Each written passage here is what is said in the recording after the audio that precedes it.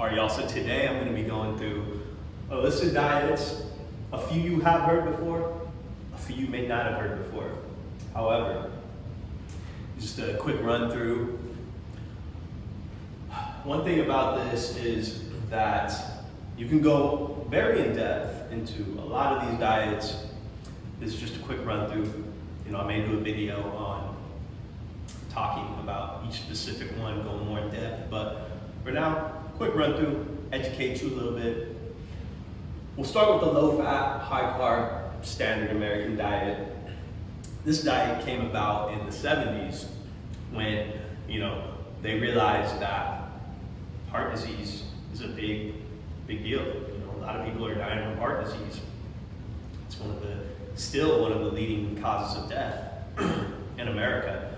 It might be the highest on the scale of car crashes, but highest in preventable deaths, so to speak.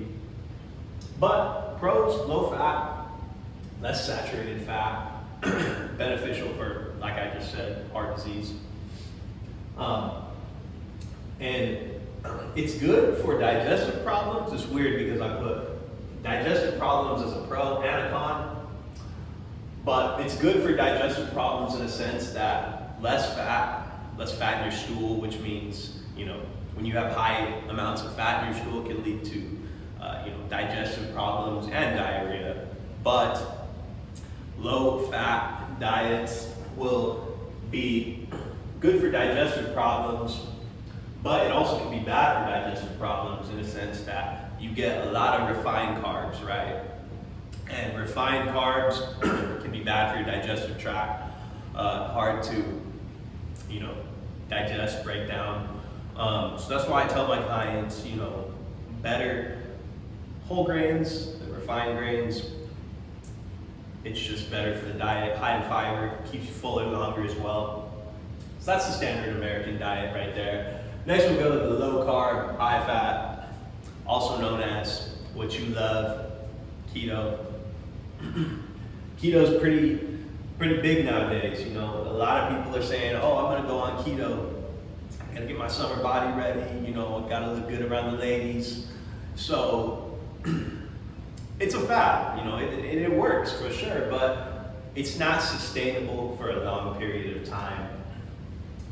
Like I said, it's good for weight loss, maybe good for diabetics as well. Get your blood sugar under control. However, it can be tough for the body to metabolize high amounts of fats. So, for people who are fat sensitive, which is a lot of people, probably not the best idea. Like I said, go on this diet for 1 week, one off. 2 weeks max is good for your body to go on keto, lose a couple pounds, so you look good with your shirt off, yada, yada, yada. People go on this diet typically during the summertime.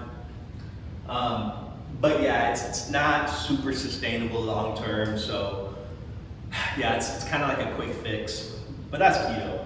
Next we'll get into vegetarian diets, and vegetarian diets were popular back in the day when I was younger. A lot of people were vegetarian.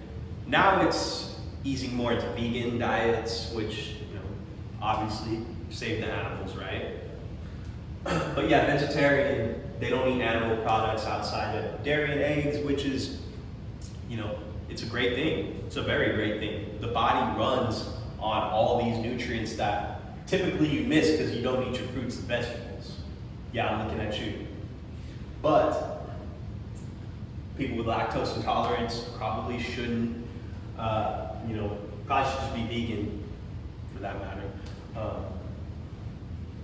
However, yeah, if you think about, all the nutrients that your body needs, most you're gonna get from fruit and veggies, like magnesium, manganese, zinc some, but yeah, this is a very good diet for you to eat.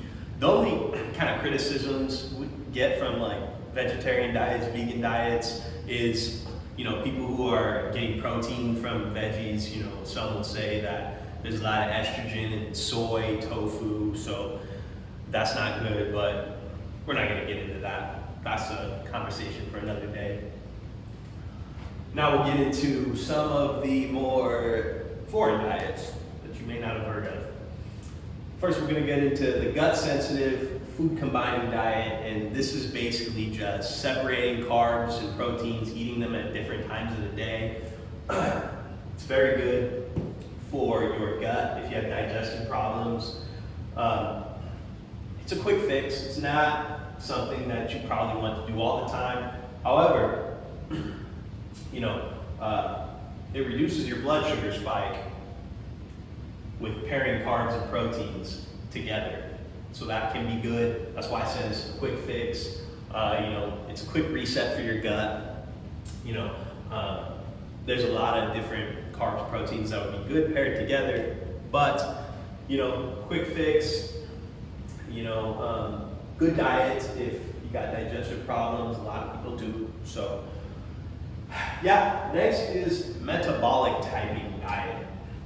And this tailors to each different individual. This is a very good diet because, everybody's body is different. Everybody has different metabolisms. Some people have slow metabolisms. People have low metabolisms, high metabolisms, tripping. But it tailors to everybody's different bodies because, let's just say someone has a slow metabolism. Might want to lessen it on the carbs, maybe go high on the protein because protein will help speed up your metabolism, burn fat in a resting state. So, this is a good diet for people who can understand all the, ins and outs.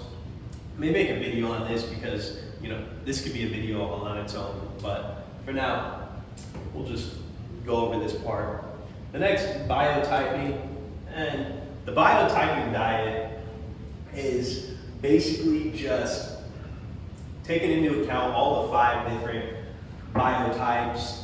We got pituitary, thyroid, adrenal, gonad, pituitary, and I'm not going to go into each individual one, but it just takes into account each different type in a sense of, everybody's body is different.